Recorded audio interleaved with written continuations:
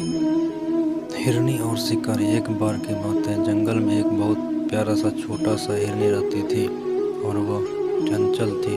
वो एक जगह ज़्यादा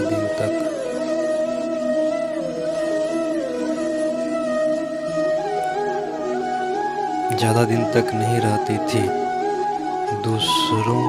दूसरे हिरणों की तरह उसको झुंड में रहना बिल्कुल भी पसंद नहीं था। इसी कारण वो सारा दिन इधर उधर घूमती रहती थी। एक दिन वो हिरनी घूमते घूमते नदी किनारे आ पहुंची। उसने सोचा कि अब वो बहुत थक चुकी है, तो उसने सोचा कि अब वो थोड़ा पानी पीकर वहीं पड़े किनारे आराम कर ले। तभी एक शिकारी ने से झाड़ियों के पीछे से छुपकर उस हिरन को देख लिया। जैसे ही हिरनी ने शिकारी को देखा तो बहुत बुरी तरह से डर गई थी। शिकारी को देखकर हिरनी वहां से भागना शुरू कर दी। कुछ दूर जाने के बाद हिरनी को एक मकई का पेड़ दिखा।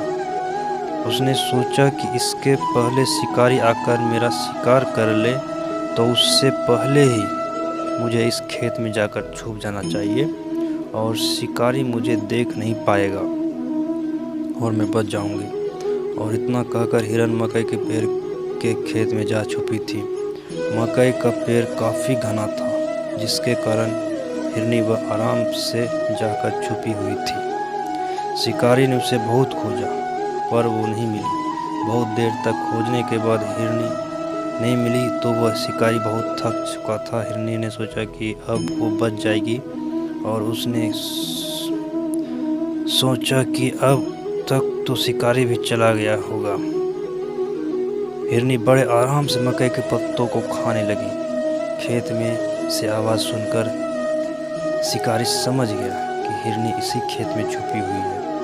शिकारी बिना वक्त गवाए हिरनी की तरफ अपना बाण चला दिया और बाण सीधा जाकर हिरनी को लगा। हिरनी ने सोचा कि जिसने मुझे शिकारी से छिपने के लिए जगह दी, जिसने मुझे सहारा दिया, उसी को मैं खाने लगी। हिरनी ने कहा, मैंने बहुत मूर्खता का काम किया है।